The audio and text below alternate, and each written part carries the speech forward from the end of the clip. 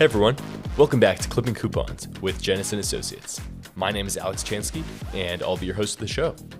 Today I'm speaking with Adriano Taylor-Escribano. Adriano is one of the portfolio managers here at Jennison on the fixed income team, who works mostly with rates and structured products. Adriano, how are you doing today? I'm doing great, Alex. Good to be back on. All right, fantastic. I'm going to jump right into things. Adriano, one of the areas you work in is the commercial real estate market, CRE. Can you highlight 3 trends for us that you're seeing right now in the CRE market?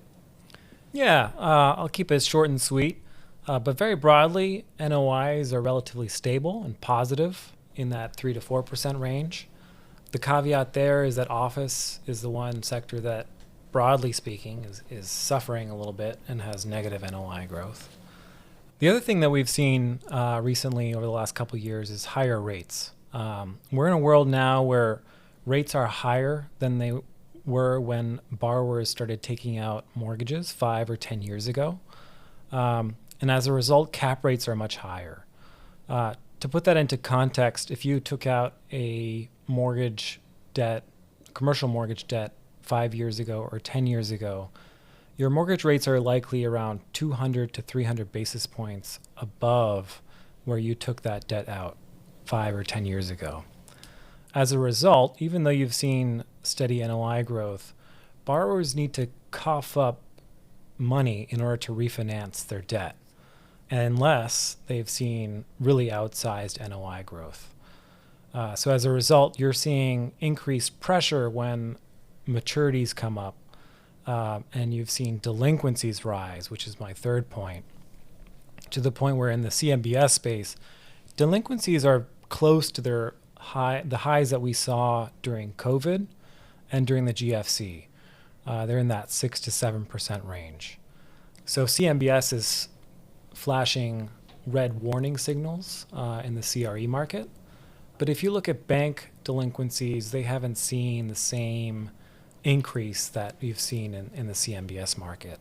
And you might argue that they have better underwriting standards than the CMBS market, or you can argue that the Fed gave banks a lot of leeway in terms of modifying and forbearing loans that are under some amount of hardship, and as a result, they're displaying or showing lower delinquencies. So then when it comes to new issues, the last few years, conduit net issuance has been down, while single asset, single borrower, also known as SASB, has dominated the new issue market. What are a few things that an investor should know about this trend? Before I answer that question directly, maybe I'll just take one step back and say, the conduit issuance about 5 years ago was 90% of the CMBS issuance. Right now, it's about 20%.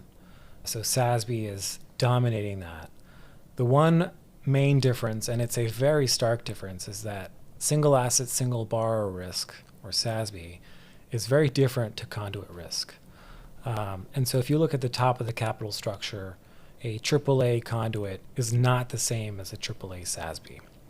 And the reason for that is a conduit, you have a diversified pool of loans. So you might have 20 to 60 loans in there.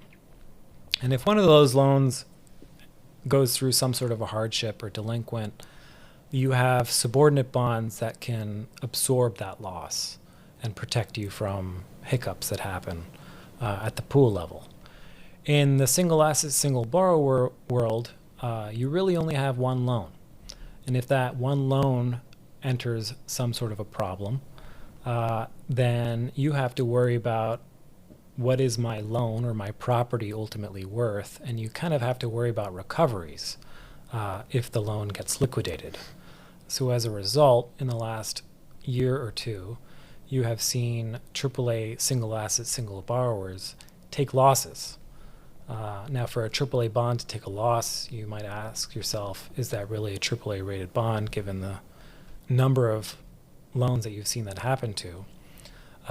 But I'll remind you, or I'll remind our listeners here that even at the depths of the GFC, in some of the worst deals that were underwritten, at the super senior AAA level, so the AAA last cash flows, none of them took a loss post GFC.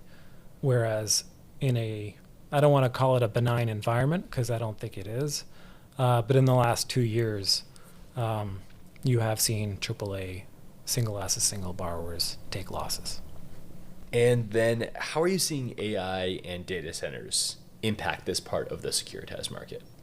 Yeah, it's definitely a bigger part of the market than it was 3 years ago or 5 years ago. We're seeing continued issuance in the space, and it's pretty remarkable how we are all positioned on the trading floor. So all the PMs sit on the trading floor, and so we have a remarkable position where I can directly speak to, or across the floor speak to the credit PM, or Dimitri, who helps cover ABS and mortgages, and we can all have a conversation around issuance, what's going on, what levels they're seeing across corporates, ABS, and CMBS.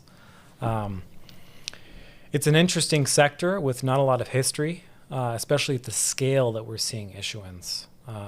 With some of the largest SASB transactions we've ever seen in the CMBS space are data center deals now. The other thing that I'll quickly mention too, as a quick fun fact, is as a percentage of GDP, if you add large public works projects of the 1930s, so that's like the Hoover Dam, the Golden Gate Bridge, LaGuardia Airport, the Triborough Bridge, and you add the Manhattan Project to that, the Apollo Project, and the interstate build-out during the 1960s, that is less as a percentage of GDP from a spending perspective than the data set or the tech spending that we saw in 2025. So the numbers that we're seeing are phenomenal. And then a last fun question I have for you here. Is there a recent book or show or movie that you've read or watched recently that you want to recommend to others? Yeah, I read a book a little bit ago, and it got me down a rabbit hole. It's a book called Wanting by Luke Borges. The focus is on his life and the sort of crisis that he had as an entrepreneur. But the lens that he takes in describing this is it uses the framework of a philosopher by the name of René Girard and his work on what's called mimetic desire, which basically tries to answer the question of why do we desire things and what are the implications of those from a personal or conflict perspective.